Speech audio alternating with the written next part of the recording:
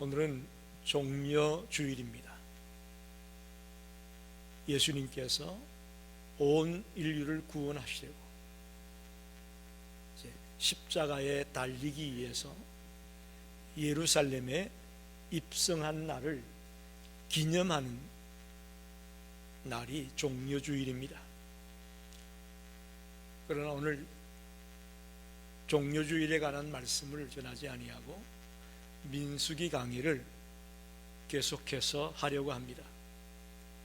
우리는 종종 성경을 읽을 때에 이해가 되지 않고 해석하기 어려운 구절들을 만나게 됩니다.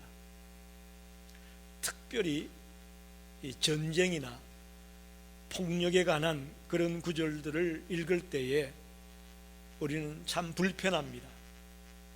도대체 이 속에서 하나님이 하시려고 하는 메시지가 무엇인지 찾아내는 것이 어렵다고 생각이 됩니다. 왜냐하면 하나님은 사랑의 하나님 아니십니까? 그죠? 또 하나님은 생명을 귀하게 여긴다고 했습니다. 그런 하나님이 전쟁을 일으켜서 사람을 죽이는 일을 하고 있다라는 이 구절들을 볼 때마다 이해하기 어렵고 해석하기 참 어렵다는 생각이 듭니다. 오늘 본문이 바로 그런 얘기입니다. 오늘 31장의 내용은 이스라엘과 미디안의 전쟁인데 하나님이 미디안을 제거하라고 명령을 하고 있습니다. 이 말씀을 도대체 우리가 어떻게 해석해야 될 것인가? 우리는 고민이 됩니다. 그래서 오늘 설교 제목을 전쟁이 아니라 심판이다, 이런 설교 제목을 잡아봤습니다. 미디안은 본래 이스라엘 백성들이 정복해야 될 가나안 땅이 아닙니다. 여러분 잘 아셔야 됩니다. 가나안 땅이 아니라 가나안 땅이 아닌 다른 지역에 있는 미디안을 공격해서 제거하라고 말씀하고 있습니다. 가나안 땅도 아닌데 지금 이스라엘의 목적은 뭡니까? 가나안 땅에 들어가서 그 가나안에 원래 아브라함에게 주었던 그 가나안 땅을 지금은 7족속, 가나안 7족속이 살고 있는데 그 땅에 살고 있는 자들을 다 정복해서 내쫓고 이스라엘 백성들이 거기 정착하는 것이 지금 목표인데, 그거하고 전혀 상관이 없는 미디안을 공격을 해라, 제거하라 말씀하고 있다는 겁니다. 물론 이유는 있죠. 미디안이 발람의 간계를 쫓은 모압과 결탁을 해가지고 이스라엘 백성들을 음행을 저지르고 우상 숭배에 빠지게 했지 않습니까? 그걸 소위 말하는 바알부올 사건이다, 그렇게 말하죠. 바알부올 사건. 이 미디안 사람들은 바알 신을 섬겼던 것으로 알려져 있습니다. 부올이라는 곳에서 바알을 숭배했다, 그런 뜻이에요. 바알부올이라는 뜻의 의미는 부올이라는 곳에서 바알을 숭배하게 했다.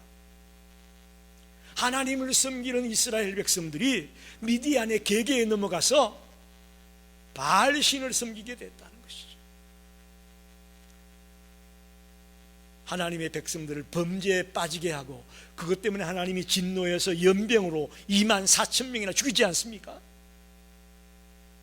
그래서 하나님은 그 미디안을 심판하는 그런 의미에서 모세에게 미디안을 진멸시켜라 명령하고 있습니다. 좀 구체적으로 오늘 본문이 우리에게 주는 교훈이 무엇인지 진지하게 생각하면서 은혜를 나누고 싶습니다. 첫째는 하나님의 백성의 원수는 하나님의 원수입니다. 할렐루야. 하나님의 백성들의 원수는 하나님의 원수다. 2절 3절을 보겠습니다. 이스라엘 자손의 원수를, 이스라엘 자손의 원수라고 나오죠. 이스라엘 자손의 원수를 미디안에게 갚으라. 그 후에 내가 내 조상에게로 돌아가리라. 모세가 백성에게 말하여 이르되 너와 함께 있는 사람들 가운데서 전쟁에 나갈 사람들을 무장시키고 미디안을 치러 보내어 여호와의 원수를 갚되, 그렇게 말합니다. 2절 초반에는 이스라엘 백성의 원수라고 얘기했고 3절 마지막에는 여호와의 원수라고 말하고 있습니다. 할렐루야. 이스라엘 백성들의 원수는 하나님의 원수였다. 미디안 사람들에게 이제 이스라엘의 원수를 갚으라고 말씀합니다. 그런 뒤에 모세는 죽게 될 것이라고 말합니다. 이제 모세의 사역의 마지막 피날레를 장식하는 것이 이 미디안과의 전쟁이었습니다.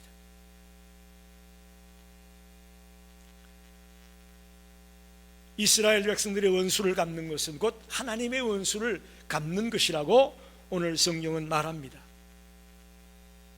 왜냐하면 우리는 하나님께 속하여 하나님의 보호를 받는 하나님의 백성들입니다. 믿으십니까? 예, 우리는 하나님 안에 속한 자고 하나님의 자녀요 하나님의 백성으로서 우리는 하나님의 보호를 받는 자들입니다. 그런데 그 하나님의 백성을 대적했다는 것은 곧 하나님을 대적한 것이라는 말씀입니다. 따라서 하나님은 그런 자들을 징계하되 긍휼히 여기지 아니하시고 철저하게 징계하기를 원하십니다. 여러분, 하나님의 징계, 하나님의 심판 아주 무섭습니다. 대충 하는 게 아닙니다. 철두철미하게 징계하고 진노하고 있음을 보게 됩니다. 사무엘상에 보면 하나님이 사울 왕에게 아말렉을 치되 하나도 남김없이 깨끗이 썰어버려라, 그렇게 말하잖아요. 즉 아말렉 족속이 애굽에서 나온 이스라엘 백성들을 대적함으로 하나님의 원수가 되었어요. 그래서 사울 왕에게 아말렉을 치되 하나도 남김없이 다 썰어버려라 라고 말씀한 것을 여러분 기억할 겁니다. 사무엘상 15장 3절에 보면 지금 가서 아말렉을 쳐서 그들의 모든 소유를 남기지 말고 진멸하되 남녀와 소아와 젖먹는 아이와 우양과 낙타와 나귀를 죽이라 하셨나이다. 하나도 남김없이 싹 썰어서 없애버리라는 거예요. 하나님의 백성을 대적하고 하나님의 백성을 괴롭혔던 자들을 하나도 남김없이 썰어버리라는 무서운 하나님의 진노의 명령입니다. 이처럼 하나님께서는 당신의 백성을 대적하는 자들을 당신의 원수로 여기고 철저히 진멸하고 있습니다. 따라서 우리 하나님의 백성들은 그 어떤 대적이나 원수들이 우리를 넘어뜨리려고 혈안이 되어 있더라도 주님만 붙들고 있으면 염려할 것이 없는 줄 믿습니다. 아멘 소리가 나와야 되는데, 어떤 위험 속에 놓여 있더라도 하나님의 자녀들은 하나님이 보호하고 지켜줄 것을 믿습니다. 왜? 우리들의 대적들은 하나님의 대적이기 때문에 하나님이 나서는 겁니다. 하나님이 나서는 겁니다. 여러분, 어미사자가 옆에 있는데 그 옆에서 아기 사자들이 놀고 있습니다. 그때 하이에나나 늑대 같은 것들이 달려들면은 이 새끼 사자가 겁이 날까요? 어떻겠습니까? 겁이 날까요, 안 날까요? 어미사자가 옆에 있는데 무슨 겁이 납니까? 할렐루야! 저는 똑같다고 생각합니다. 주님이 내 곁에 계시고 주님이 늘 나와 동행하고 있는데 우리들의 대적들이 얼씬거릴지라도 우리가 두려워할 이유가 없다는 것을 꼭 기억하시기 바랍니다. 그래서 미디안과의 전쟁은 하나님이 그 땅을 정복하기 위해서 전쟁을 일으키는 것이 아니라 한 이스라엘 백성들을 힘들게 만들고 음행에 빠지게 만들고 우상 숭배에 빠지게 만든 그들의 어리석음을 그들의 잘못을 심판하기 위한 전쟁이 바로 미디안과의 전쟁이다, 이렇게 말씀드릴 수가 있습니다. 죄는 간교합니다. 사람이 죄를 짓고도 죄인 줄 모를 수도 있고 큰 문제가 아니라고 생각할 수도 있습니다. 그러나 아닙니다, 여러분. 죄는 전념성이 강합니다. 그래서 우리 아이들이 친구를 잘못 만나면 한순간에 이상한 데 빠지잖아요. 이 죄라는 것은 전념성이 강합니다. 친구 가운데 노름을 좋아하는 친구가 있으면요, 자칫하면 그 친구 따라 나도 노름에 빠질 수 있는 거예요. 죄가 전념성이 있습니다. 그래서 이스라엘 민족으로 하여금 우상 숭배를 하게 만들고 음행에 빠지게 만드는 이 엄청난 죄의 전념성을 일으킨 간교한 미디안을 하나님은 심판하기 원하십니다. 저것들을 그냥 놔뒀다가는 내 자녀들이, 내 새끼들이 어려움에 빠지겠구나 생각한 하나님은 원수로 생각하고, 여호와께서 원수를 갚되 그렇지 않았습니까? 하나님이 원수를 갚는 그런 심정으로 모세에게 미디안을 제거하라 명령하고 있습니다. 그래서 이 전쟁은 거룩한 전쟁이라고 이름도 붙입니다. 이스라엘과 미디안의 전쟁은 하나의 거룩한 전쟁으로서 하나님의 심판을 이제 시행하는 그런 전쟁이었음을 꼭 기억하시기 바랍니다. 두 번째로 생각할 것은 하나님의 준비와 인간의 준비가 있습니다. 미디안을 공격함에 있어서는 하나님의 준비가 있고 또 인간의 준비가 있습니다. 4절로 6절을 읽어보면 이스라엘 모든 지파에게 각 지파에서 1000명씩을 전쟁에 보낼지니라 하며 각 지파에서 1000명씩 이스라엘 100만 명 중에서 12,000명을 택하여 무장을 시킨지라. 모세가 각 지파에 1000명씩 싸움에 보내되 제사장 엘르아살의 아들 비느하스에게 성소의 기구와 시노나팔을 들려서 그들과 함께 전쟁에 보내매, 그렇게 말씀합니다. 이 전쟁은 하나님의 뜻이고 하나님의 계획이었습니다. 할렐루야. 모세가 미디안과 전쟁하겠습니다 한 게 아니에요. 하나님의 계획이고 하나님의 뜻이었습니다. 그러나 이제 하나님이 뜻이기 때문에 모세와 이스라엘 백성들은 가만히 있기만 하면 됩니까? 그건 아니잖아요. 그건 아니에요. 오늘 우리 착각하는 것 중에 하나입니다. 하나님의 계획이면, 하나님의 뜻이면 가만히 있어도 다 돼. 뭐 전도 안 해도 하나님의 뜻으로 저 사람 믿을 사람이라면 다 나중에 믿게 될 거고. 응? No, 아닙니다. 그렇지 않습니다. 하나님이 할 일이 있고 우리들이 해야 될 일이 있습니다. 그걸 저는 하나님의 준비와 인간의 준비로 말씀을 드리고 싶은 겁니다. 모세는 전쟁을 철저하게 준비합니다. 전략을 세우고 군사들을 뽑고 무장을 시키고 심지어는 그 전쟁에 제사장인 비느하스가 따라 나가게 됩니다. 성전 기구와 신호 나팔을 가지고 전쟁에 비느하스가 출정을 했다라고 말합니다. 먼저 인간의 준비 첫 번째는요, 모세는 각 지파에서 1000명씩 12,000명의 군사를 모집합니다. 여러분 생각에는 이 12,000명 대단히 많은 숫자다라고 생각할지 모르겠지만 많은 숫자가 아니었습니다. 미디안은요, 왕이 5명이요. 생각해 보시라고. 왕이 5명이라는 이야기는 이 미디안이 얼마나 강대한 나라였는가를 말하는 겁니다. 어마어마한 군사력을 가지고 있는 나라입니다. 나중에 그 노획물 가져오는 거 보십시오. 어마어마한 노획물을 가지고 오지 않습니까? 전쟁에서 이긴 뒤에. 이 이야기는 미디안의 그 전력이 막강했다는 겁니다. 그런데 겨우 12,000명을 뽑았어요.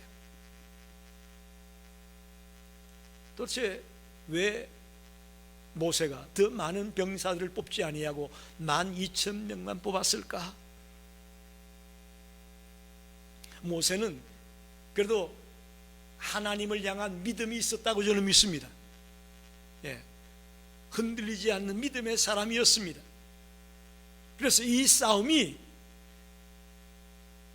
병력이 많고 무기가 좋고 뭐 이래서 이 싸움에서 이기는 것이 아니라 철저하게 하나님의 말씀에 순종하며 나아갈 때에 우리가 이길 것이다라는 그런 믿음, 그런 확신이 모세에게 있었다고 봅니다. 할렐루야. 우리도 마찬가지입니다. 우리가 이 세상에 살아나갈 때에 실력 가지고는 세상 사람들에게 우리가 안 될 때가 많습니다. 그렇잖아요? 기술이나 실력이나 금력이나 이런 것 가지고는 우리가 그들과 싸워나가기 어렵습니다.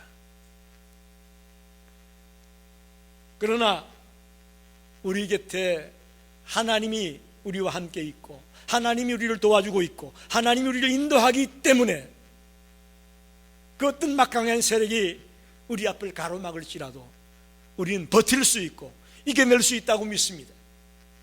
내 힘으로 이기는 게 아니고 하나님의 힘으로 이기는 것입니다.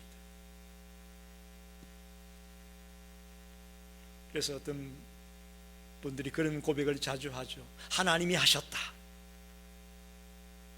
예를 들면 뭐 성전을 잘 짓고 봉헌 예배를 드리는데 나와서 하는 말이 하나님이 하셨습니다. 뭐 이런 말들을 하게 되는데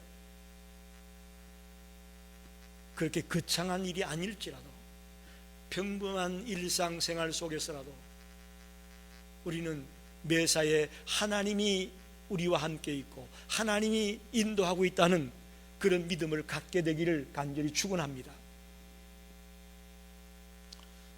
또 제사장 비느하스가 그러니까 12,000명의 군사외에 제사장 비느하스가 따라갔습니다. 그는 성소의 기구와 신호나팔을 가지고 갔다고 되어 있습니다. 오늘날로 말하면 군목이 전쟁에 참여한 거나 마찬가지입니다. 군목은 칼이나 방패를 들고 전쟁에 참여하는 것이 아니었거든요. 그렇기 때문에 성소의 기구를 갖고 갔다고 했습니다. 성소의 기구.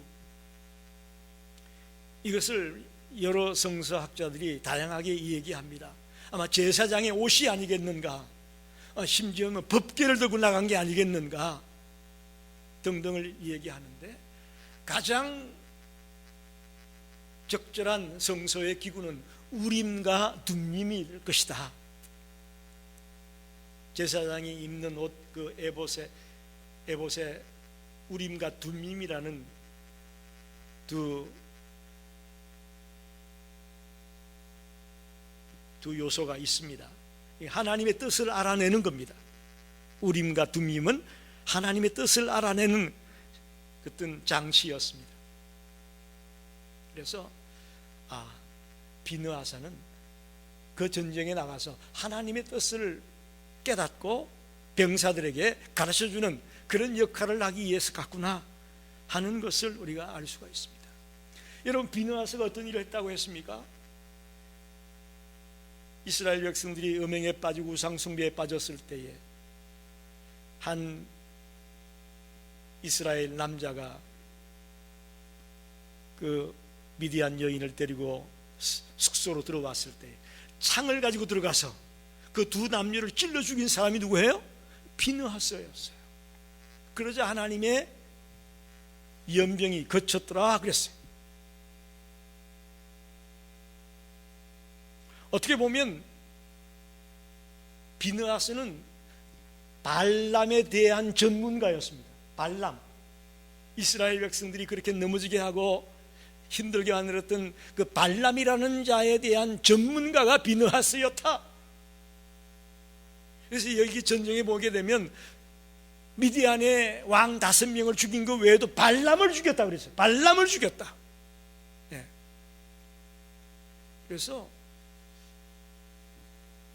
모세는 싸움을 준비하는 데 있어서 12,000명의 병사를 준비하고 그들을 이끌고 가는 리더가 비느하스라는 제사장을 보내었어. 철저하게 하나님의 뜻대로 전쟁을 해서 그들을 물리치게 하는 그런 일을 일으켰음을 보게 됩니다. 민수기 25장 7절로 8절을 보게 되면 제사장 아론의 손자 엘르아살의 아들 비느하스가 보고 회중 가운데서 일어나 손에 창을 들고 그 이스라엘 남자를 따라 그의 막사에 들어가 이스라엘 남자와 그 여인의 배를 꿰뚫어서 2 사람을 죽이니 연병이 이스라엘 자손에게서 그쳤더라. 할렐루야. 그러니까 이 일의 전문가인 비느하스를 하나님 아시고 또 모세가 알고 그를 준비시킨 겁니다. 이 전쟁이 하나님의 거룩한 전쟁임을 모세는 알았기 때문에 이런 준비를 했다고 봅니다. 병사의 숫자도 12,000명, 각 지파에서 1,000명씩, 또 전쟁을 이끌고 나가는, 군대를 이끌고 나가는 리더는 제사장 비느하스. 이 전쟁이 그래서 나라 대 나라의 어떤 일반적인 싸움이 아니라 하나님의 심판을 위한 거룩한 전쟁이기 때문에 이런 종교 지도자를, 오늘날의 군목과 같은 그런 자를 앞장 세워서 전쟁을 준비했다고 볼 수 있는 거죠. 여러분, 하나님은 하나님의 일을 진행함에 있어서 하나님이 준비할 일이 있고 우리 사람이 준비할 일이 있다고 말씀합니다. 할렐루야. 우리는 가만히 있어도 하나님이 다 하실 거야 라는 생각은 잘못된 겁니다. 그 어리석은 생각이에요. 하나님은 무슨 일이든 사람을 통해 하십니다. 사람을 통해 역사합니다. 여러분과 저를 통해 역사합니다. 할렐루야. 우리를 통해 역사하신다고요. 그러니까 우리가 깨어있으면서 하나님의 뜻을 깨닫고 하나님의 음성을 듣고 하나님이 나에게 뭘 명령하는가를 늘 우리는 길을 쫑긋이 세우고 예민하게 깨어있어야 됩니다. 그럴 때 하나님 우리를 쓰시는 거예요. 그럴 때 하나님 나를 쓰신다고. 그래서 이렇게 모세는 인간 편에서 해야 될 준비를 철저히 함으로 미디안과의 전쟁에서 승리할 수 있었다고 믿습니다. 마지막 3번째로 생각할 것은 전쟁에서 승리를 맛봤습니다. 7절에서 12절을 보게 되면 그들이 여호와께서 모세에게 명령하신 대로 미디안을 쳐서 남자를 다 죽였고 그 죽인 자 외에 미디안의 5 왕을 죽였으니 미디안의 왕들은 에이와 레겜과 수루와 후루와 레바이며 또 부올의 아들 발람을 칼로 죽였더라. 이스라엘 자손이 미디안의 부녀들과 그들의 아이들을 사로잡고 그들의 가축과 양떼와 재물을 다 탈취하고 그들이 거처하는 성읍들과 촌락을 다 불사르고 탈취한 것 노력한 것 사람과 짐승을 다 빼앗으니라. 그들이 사로잡은 자와 노력한 것과 탈취한 것을 가지고 여리고 맞은편 요단강가 모압 평지의 진영에 이르러 모세와 제사장 엘르아살과 이스라엘 자손의 회중에게로 나오니라. 이렇게 말씀합니다. 할렐루야. 하나님이 명령한 전쟁에서 대성을 거두고 돌아오고 있음을 설명하고 있습니다. 전쟁의 결과는 압도적인 승리였습니다. 모든 남자를 죽였습니다.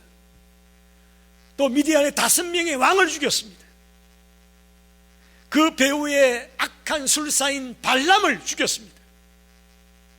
모든 부녀들과 아이들을 사로잡고 가축과 재물 등을 노획물로 끌고 돌아왔다라고 되어 있습니다. 여러분, 이 이제 우리가 오늘 읽지 않은 13절 이하의 말씀을 보게 되면 그들의 그 전리품 규모가, 노획물의 규모가 어마어마합니다. 즉 그 얘기는 미디안의 병력이 막강했다라는 것을 말씀합니다. 어마어마한 숫자의 병력들이 전쟁에 참여했다는 것을 보여주는 거죠. 그런데도 12,000명의 이스라엘 군대가 이겼습니다. 할렐루야. 이건 바로 하나님이 하셨다는 겁니다. 모세와 비느하스와 이스라엘 병사들이 하나님의 말씀에 순종해서 그대로 행했더니 도저히 이길 수 없는 전쟁에서 이기게 되었다라고 말씀할 수 있습니다.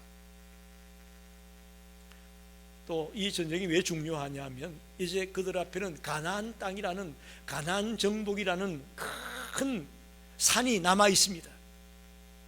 그렇기 때문에 이스라엘 백성들은 이 전투에서의 승리로 말미암아 이제 가나안 땅을 점령하는 것도 하나님이 함께하면 할 수 있다. 할렐루야. 이걸 보여주는 거죠. 이걸 보여주는 거죠. 그런데 놀라운 것은 13절 이하에 보게 되면 그 수많은 포로들과 노획물을 끌고 오는 이스라엘 군대를 마중 나갑니다. 모세와 엘르아살이. 그런데 모세가 막 화를 내는 거예요. 아이 힘들게 고생해가지고 전쟁에서 이겨가지고 돌아오는데 한영은 못해줄 망정 막 모세가 화를 냅니다. 화를 냅니다. 13절 14절 보게 되면 모세와 제사장 엘르아살과 회중의 지도자들이 다 진영 밖에 나가서 영접하다가 모세가 군대의 지휘관, 그 싸움에서 돌아온 전부장들과 백부장들에게 노하니라, 수고했다, 고생해서 박수를 쳐주는 게 아니라 진노했습니다. 그 이유는 뭐냐? 이스라엘의 남자들을 유혹해서 음행에 빠지게 만들고 우상 숭배에 빠지게 만들었던 그 미디안의 여자들을 데려왔다는 거예요. 만약 그들이 이스라엘 진영으로 들어오게 된다면 또다시 우상 숭배가 퍼질 게 뻔하고 음행에 빠져서 이스라엘 백성들이 유혹에 넘어질 것이 뻔하기 때문에 모세는 그걸 내다본 거죠. 그래서 모세가 뭘 명령하느냐? 남자아이들 다 죽이고 남자와 동침한 적이 있는 여자들 다 죽여. 그리고는 남자를 알지 못한 여자들만 살려두라 라고 명령하는 것을 볼 수 있습니다. 여러분, 승리라는 것이 적을 때려 부순 것만 승리가 아니고 돌아와서 진정한 이 땅의 안정과 평화가 깃들었을 때의 진정한 승리가 아니겠습니까? 그렇기 때문에 모세는 또다시 죄의 빌미가 될 만한 어떤 요소라도 남겨두기를 원치 않았습니다. 철저하게 죄를 제거하고 철저하게 부정을 제거하라는 모세의 명령을 엿볼 수가 있습니다. 여러분, 우리가 아무리 전쟁에서 승리했다 하더라도 죄악의 뿌리가 여전히 남아있다면 소용이 없습니다. 그건 승리가 아닙니다. 얼마 안 있다가 또 넘어질 거니까.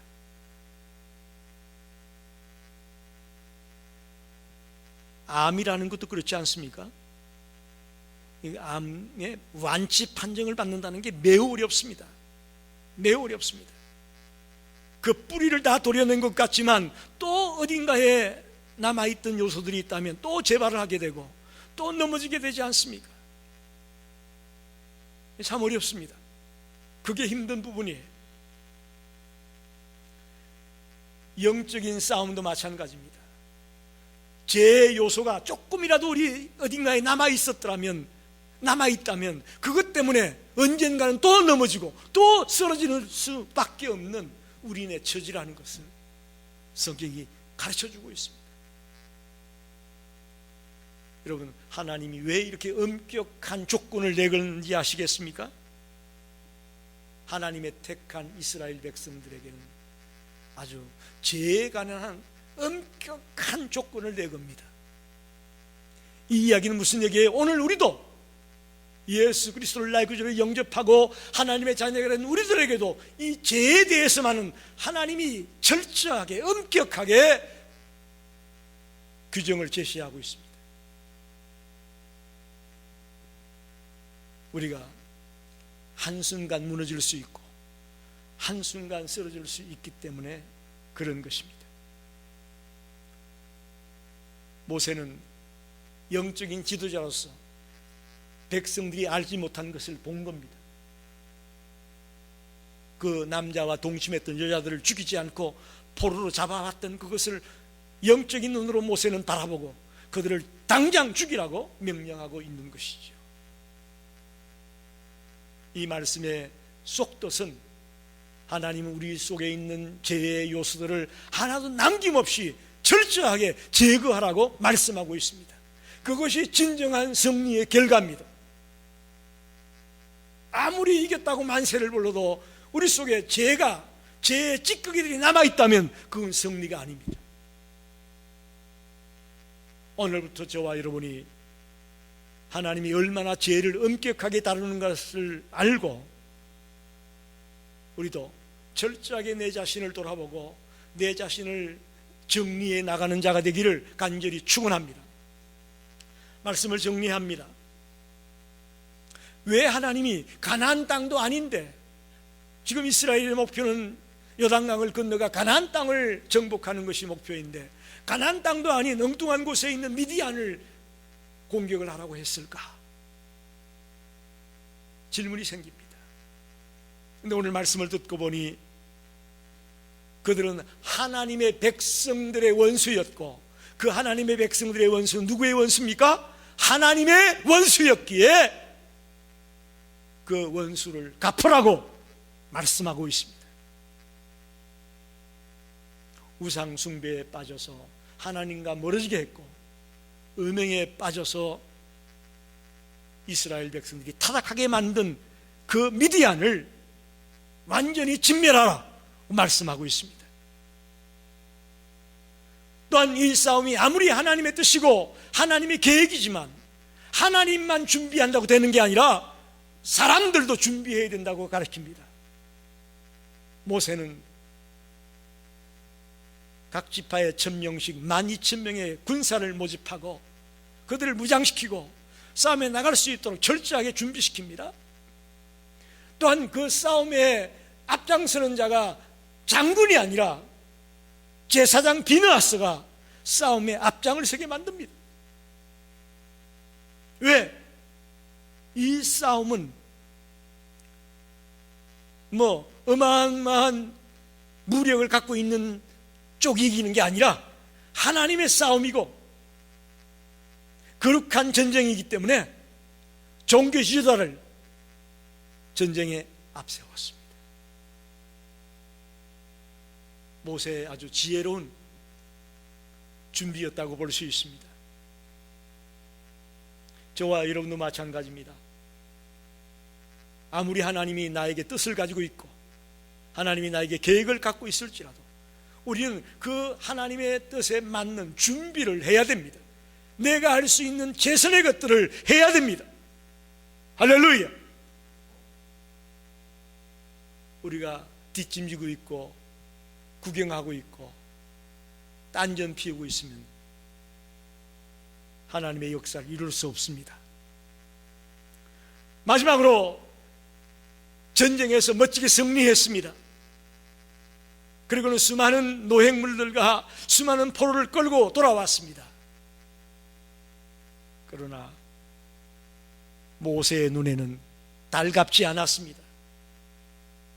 이스라엘 남자들을 유혹해서 음행에 빠지게 만들었던 그 여인들, 그들로 하여금 우상숭배 바알을 섬기게 만든 그 여인들이 그곳에 포로로 잡혀오는 것을 보고 진노했습니다.